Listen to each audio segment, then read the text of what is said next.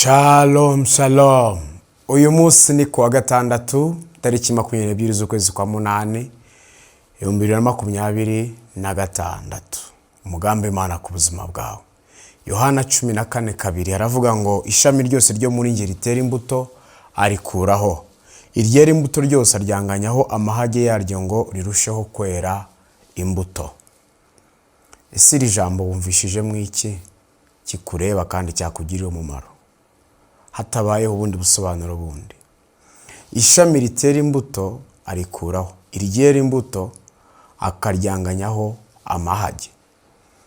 Imana ni Imana yo kwizerwa kandi ni Imana ikora ibikomeye.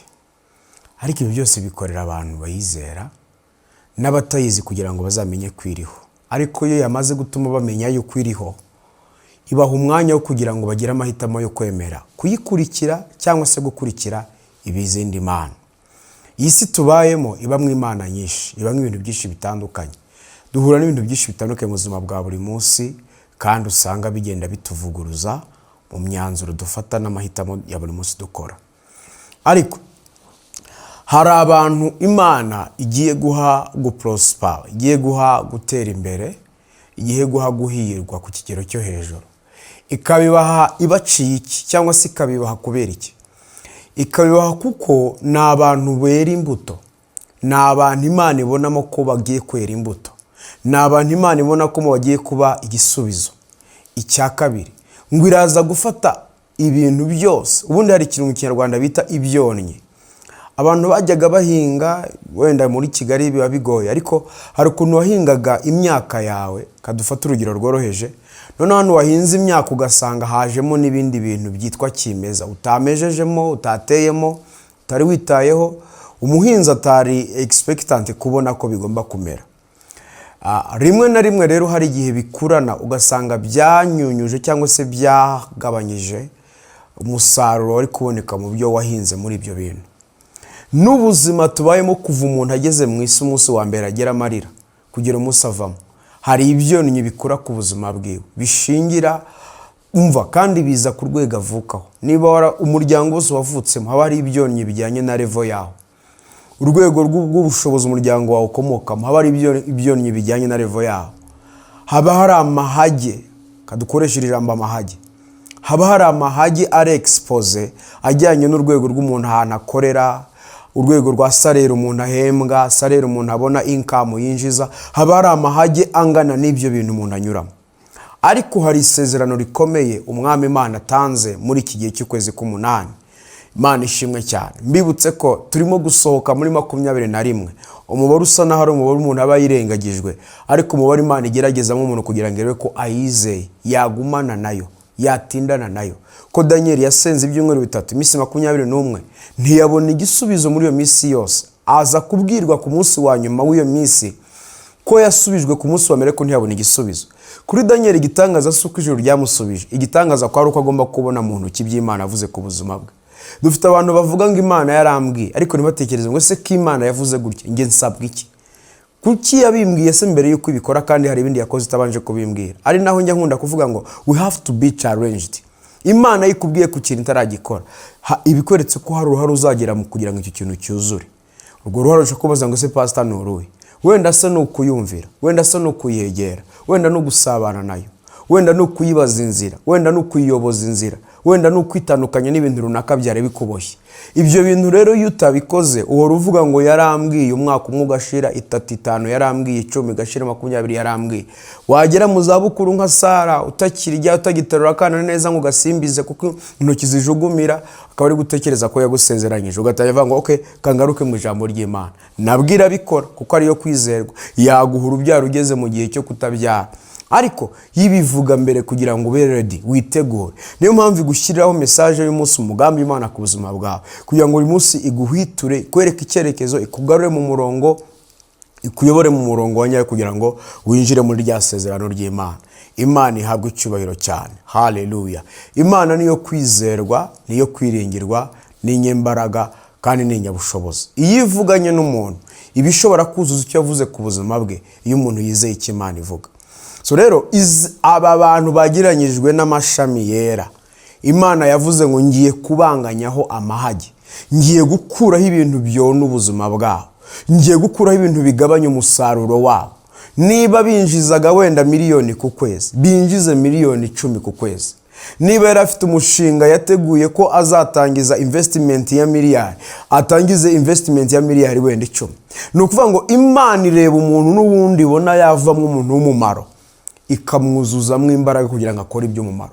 Niyo mpamvu Imana bitayikanga gufata umuntu nka Sawuli wica abantu, urenganya abantu, ukora n'abari ko umunyashyaka, ugira ishyaka ry'ibyarimo, uba mu bintu ukamenya ko abirimo. Hari abantu usanga ntiwamenya niba bibintu bibamo cyatabibamo, usanga aba muri groupe runaka, ONG runaka, ARG runaka, cyangwa se n'indi miryango imwe n'imwe itandukanye, community zitandukanye, ugasanga ari muri community runaka, ugasanga ntiwamenya niba bamo cyangwa tabamo, kandi abamo.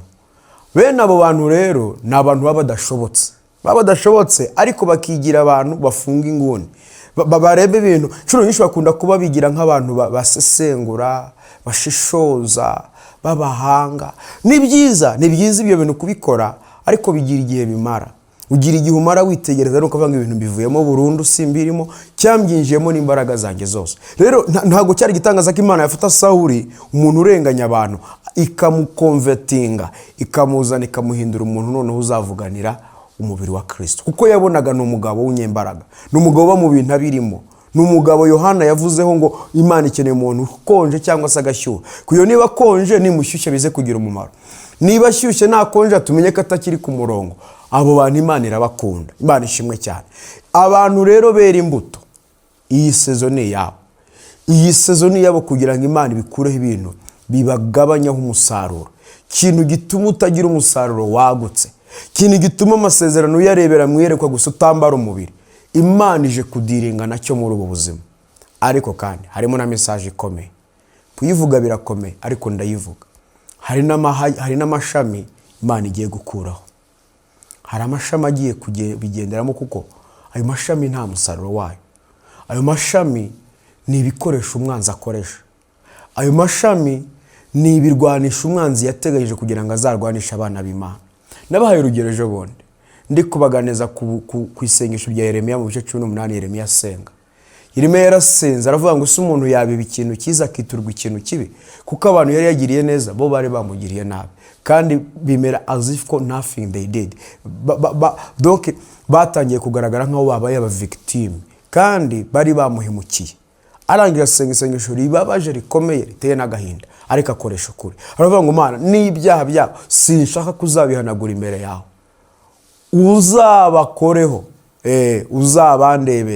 uzabandebere barampemukiye. Nabivuzeho mu bantu twakurikiye message itambutse, ngira ikintu gisobanuye cyane. Imana ishimwe cyane. Navuze ku bukuru bwacyo, mvuga ku mbaraga zacyo, mvuga ku bushobozi bwacyo, mvuga uburyo usanga rimwe na rimwe abantu bagaragaye muri iyo shusho, kandi ugasanga byagize ingaruka ku buzima bwabo. Reka tugaruke rero. Natanze urugero, ndavuga ngo hari abantu Imana, cyangwa se hari ibintu Imana itagiye yemerera ngo bibeho. Hari ibintu Imana itagiye ireberera, igatanga amahirwe ya mbere umuntu, cyangwa se ibintu bihinduke, igatanga amahirwe ya kabiri ngo bihinduke bikanga, igatanga gatatu bihinduke bikanga. Inshuro nyinshi wananiye Imana, buryo uri kumvira Satani. Satani rero kimwe mu bintu ahemba abantu, arabagubanya. Satani ashobora guhinamiranya umuntu kubera yuko yamuprofesa, aravuga turi muntu n'ubundi yananiye Imana, ngese ninjye uzamushobora. Kuko kamubwiza ukuri, ntabwo umuntu yananira Imana ngo Satani abare uzamushobora. Icyo kintu ntikibaho, iyo concept ntabwo yashoboka. Burya nubona unaniwe n'ibiganza by'Imana, ukabona uri kuyoboka ibiganza bya Satani bikaguhira, ukabona ugeze mu biganza bya Satani bicamo, iyo ukoze utera imbere, iyo ucuruje ukabeshya birakunda, iyo utekinitse tekiniki zawubona bikunze, kandi wabona wegereye by'Imana ukabona byanze, uzajya umenya kuri mu nzira nziza Satani agiye kukugubanya, agiye kuguhinamiranya neza akakugira igicumba mu mwuka no mu mubiri. Kubera iki? Satani ajya akoresha iyo strategy, kuko ya Satani abonye unaniye Imana abazi ko nawe atagushobora. Rero aravuga uti nshaka ikintu mukubita ku buryo azajya avuga utari Imana yarampari, kandi Imana ntiba yahaniye umuntu pe, ntiba yahaniye umuntu. Ibyago byose yobu yaciyemo ntabwo Imana yari yamuhanye, ahubwo Imana yari yirase imbaraga z'uko Yobu ari umugabo wizera Imana mu bushobozi bwayo bwose. Ni nayo mpamvu finally Imana yamukubira muzamura. Nuvuga ngo ikigerageza Imana ikunze kunyura muri kumwe nayo ukivanamo ubuhamya bw'ikubye inshuro nyinshi. Abaroma 8 kubakunda Imana byose bifatanyiriza hamwe kubazanira ibyiza. Ndakubaza, ese uri ishami ryera imbuto cyangwa uri ishami ritera imbuto? Ese ishami ritera imbuto hari icyo ryakora kugira ngo ryere imbuto? Yego. Iyo ryumvishe message nk'iyi ntabwo riscrollinga ngo birangire, ntabwo endinga message ngo birangire, ntabwo rirekeraho. Byanga bikunda umutima wemeza umuntu ukamubwira ngo nyamara nubwo nta muntu ukubwira ibi bintu, nubwo nta muntu ukibikubwiraho cyangwa se nta muntu wigeze ubikubwiraho, ariko wowe n'umutima wawe muzi ukuri. Buriya umutima, umuntu yabivuzeho ngo umutima nturya ruswa. Uzi ko utarya ruswa? Uzi ko ushaka gukora ibintu ukabona n'amategeko mpuzamahanga kurengera mu bintu ukora, ukabona n'amareference biblique y'ibyanditswe gufasha mu bintu ukora, ariko ukajya wumva umutima wawe ntabwo ubwemera ko ari bwo buryo bwonyine wakoresha? Hari ubundi buryo waba udakoresheje izo nzira? Hari ubundi buryo wanezezamo Imana udaciye muri iyo nzira? Rero ishami ryose ryera imbuto iyera, Imana yambwiye ngo Imana ikomeye ikiranuka igira neza igiye kuziryanganyaho amahage. Shaka kuba amahage ari indwara, shaka kuba amahage ari ubukene, shaka kuba amahage ari icyangiro, shaka kuba amahage ari ugutabwa, shaka kuba amahage ari igisuzuguro, shaka kuba amahage ari karagiteri runaka ikurimo ariko nawe utishimira, ariko wabaye ishami rigera gute? Ryera imbuto. Wabaye ishami ryera imbuto. Ngo Yesu yaciye ku mutini arawureba abona umutini ntiwera ntuzanera, aravuga ngo uyu mutini urimo uramara ubutaka bwose, uyu mutini uri twizina ry'ukuri ariko ntabwo uriho. Aravuga uti uyu mutini ndawuvumye, ngo yarawuvumye bucya wumye. Imana nayo igira uti ibintu ndabivumye, ibintu mbivuyemo, ibintu simbirimo, nayo ijya ibikora. Ntikora nk'abantu, ikora nk'Imana, kuko yibanza gutanga umwanya uhagije wo kugira ngo umuntu atekereze arebe se ndi ishami ryera cyangwa ndi ishami ritera. Message y'umunsi umugambi Imana ku buzima bwawe ndabikwibutsa. Turi mu masengesho ku munsi w'ejo ku cyumweru tuzagira amateraniro. Ntabwo tuzagira amateraniro ya nijoro saa 10, tuzagira aya mu gitondo saa 4 zuzuye. Tuzaturi kuri live hano kuri YouTube nkuko bisanzwe. Uzaze tubane mu iteraniro. Tuzaba tuvuye ku gaburo ry'Umwami Yesu, tuzajya ku igaburo. Imana ikureho ari amashami yose, ari amahage, bira bintu byose, kuko rya gaburo ntago ari ryo gucira abantu urubanza, ahubwo ni ryo kubakuraho urubanza, kuko rizaba ari igaburo ry'amaraso, kandi amaraso ntiyica, amaraso arakiza. Amen. So rero witegure nawe, witegure utumire inshuti n'abavandimwe, tuzabane kwigabura. Imana ishimwe cyane. Cya kabiri, uzegeze hafi cyane amazi, umunyu n'amavuta. Hari acte prophétique tuzakora, hari igikorwa cya gihanuzi Imana yashize ku mutima turi buzakore kuri iyi tariki ya 23. Imana ihabwe icyubahiro cyane. Yesu ashimwe cyane. So rero na amahirwe yanjye nawe kugira ngo twongere twireconcilie n'ubuntu bw'Imana. Yesu yavuze ikintu gikomeye rero. Yavuze ngo kankoreshe iyi Bibiliya yanjye. Yavuze ngo aryanganyaho amahage yaryo ngo rirusheho kwera imbuto. None mumaze kwezwa n'ijambo nababwiye. Amen. Wundi ntabwo umuntu yezwa n'amagambo yavuga. Ntibazakubeshye. Amagambo yavuga ntahagije. Burya ijambo niryo rigutsinda rikakwemeza kugira uti nubwo wambaye neza ariko uri mu gutsindwa, kabisa uri muri minus. Nubwo abantu bagutinya, nubwo abantu bakwapreciate, ariko wambariye ku bibembe, ufite ibinyoro, uranukamwe imbere mu mwuka ahantu hatagaragara, hari ibintu ugendana kandi nturi kubirekura. Ijambo niryo burya ritsinda umutima w'umuntu, kandi gutsindwa n'ijambo riraryoha kuruta gutsindwa n'umunyedini. Umunyedini yagucira urubanza bijyanye nuko akureba, akagukriticizinga bijyanye n'amategeko yize, ariko ijambo ry'Imana ryo ribikorana urukundo, rikabikorana imbabazi, rikanatanga n'imbaraga zituma umuntu asohoka muri ibyo bintu. Urukundo, imbabazi n'imbaraga bigendana no gutsindwa kw'ijambo ry'Imana. Y'ijambo rigutsinze, rigutsindisha urukundo, rigutsindisha imbabazi, rikagutsindisha imbaraga zikubashisha gusohoka muri icyo kintu. Niho ijambo ry'Imana ritandukanira n'idini. ushobora kuba mu idini ukabakondane n'idini, ukabakondane n'amahame, ukabakondane n'abakuruyobora, ukabakondane n'abakureba, ariko ijambo ryo soko rikora. Iyo ryaje ari ubutumwa bwiza bw'ubwami bw'Imana, rikora ibyo bintu uko ari bitatu. Ubyandika ahantu bizakugirira umumaro. Urukundo, imbabazi n'imbaraga. Yesu avuga gutya, mugume muri nge nanjye ngume muri mwe. Nk'uko ishami ritabasha kwera imbuto ubwaryo ritagumye mu muzabibu, niko namwe mutabibasha nimutaguma muri nge. Amen. Yesu ashimwe cyane. Ni nge muzabibu, namwe muri amashami. Uguma muri nge haguma muri we, uwo ni we wera imbuto nyinshi, kuko ari ntacyo mubasha gukora mutamfite. Ntacyo mubasha kugeraho mutamfite. Haleluya. Imana niyo ijya ibasha kumenyesha umuntu ko ntacyo yabasha gukora atayifite. Abantu bo dushaka kuvuga uti buse ubumenyi afite, uzi ko yize hanze. Dukunda gukoresha ubwo ryo, bara abantu turamuntu yize hanze, tuyize ku bigo bikomeye, tugita twumva nyine afite ubushobozi. Ngura muntu nguzi titera afite, nguzi PhD ngafite ukuntu zingana, nguzi ko afite doctora. Yo, ibyo bintu byose si byo bisobanura ko umuntu yabasha kugira icyo akora adafite Imana. Hoya, icyo dukora cya mbere Imana ibiturebamo ni uburyo tugendera mu nzira yo kuyubaha no kuyinezeza. Petero yaravuze ngo muri ubwoko bwatoranyijwe, ngo kandi mwana bayishyanga ryera, ngo Imana ibagira abantu bayo bamamaza ishimwe ry'iyabahamagaye. Ahita avuga ikintu cyiza ngo ntago mwari ubwoko, ngo ariko muri ubwoko. Kimwe mu bintu tubonera muri ibi bintu by'agakiza, kwizera Kristo, nuko tuba ubwoko bw'ukuri bwemewe, ubwoko butazacirwaho iteka. Bivanga bari muri Kristo nta teka bazacirwaho. Ubwoko butariho urubanza, ubwoko butariho umuvumo, ubwoko butariho igisuzuguro, ubwoko butunganyijwe. Turi ubwoko bw'abami n'abatambyi, ngo kandi tukima mu isi. Niko ibyayishowe bivuga.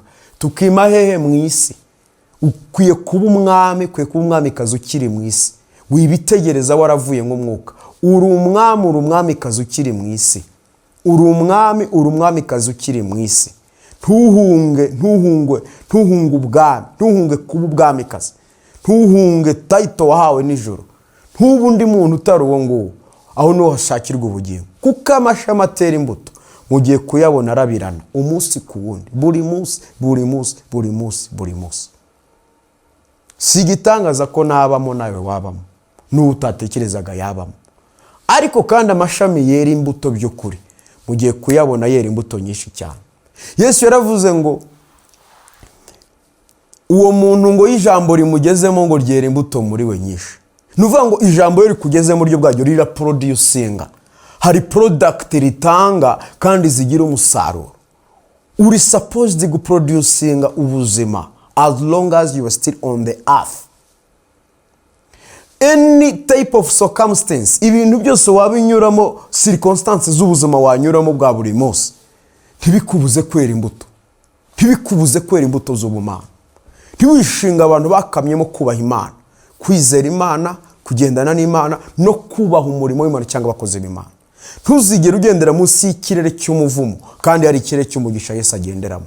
Bumwe mu bantu bumvira ijwi ry'Imana uraza kuba umwe mu mbuto zera imbuto muri iki gihe, kuko ibiti byera imbuto Yesu agiye kubyitaho cyane. Ibiti bitera imbuto Satani agiye kubyitaho cyane. Nababwiye ngo y'ibiganza by'Imana wamaze kunanirwa kwa mu biganza by'Imana, Satani siwe wagushobora. Rero yakubonye akubikamo ibintu ku buryo azajya kugira agatorosho kiwe kandi akoresha ahantu habi gusa. Wirinde kubitorosho y'umwanzi. Imana iragushaka cyane. Imana yakuremeye ibintu bikomeye. Imana igiye guhagurutsa aba intercessors bakomeye ku rwego rw'isi mu Rwanda. Abanyamasengesho basenga ikirere kigafunguka, abantu bakabona Imana. Imana igiye guhagurutsa amavuta y'ibihe bishya. Nta muntu uzasipora utububyutse Imana izaye, kireka uzaba uri munsi y'ikirere cy'ubuzima bw'ubumana. Nta muntu uzabasha guhakana imbaraga z'Imana, kuko yaba azemera atazemera azatsindwa n'amaboko y'Imana. Ko amaboko y'Imana agiye kuba hejuru y'amaboko y'abantu, kandi azadominatinga muri areas z'ubuzima zose, muri sectors zose z'ubuzima. Ese uzaba mubahe? Suriteguye? Karibu mukanya ku gicaniro cy'ubuhamya, kandi witeguye iterano ryo ku cyumweru. Mwami ndagushimira kugira neza, ndagushimira urukundo n'ubuntu bwawe, ndagushimira imbaraga, ububasha n'icyubahiro wasangije abana bawe kugira ngo barusheho kukumenya, kukwizera ndetse no kugendana nawe. mbahaye ijambo ryawe nk'uko waritanze, natuye umugisha kuri bo, kandi n'abandi basangiza abandi ubutumwa nabo bagubwe neza, bagira amashami yera mu gihe nk'iki no mu gihe kizaza. Bo n'ababo bakomerezwe munsi yawe mu izina ryawe rikomeye.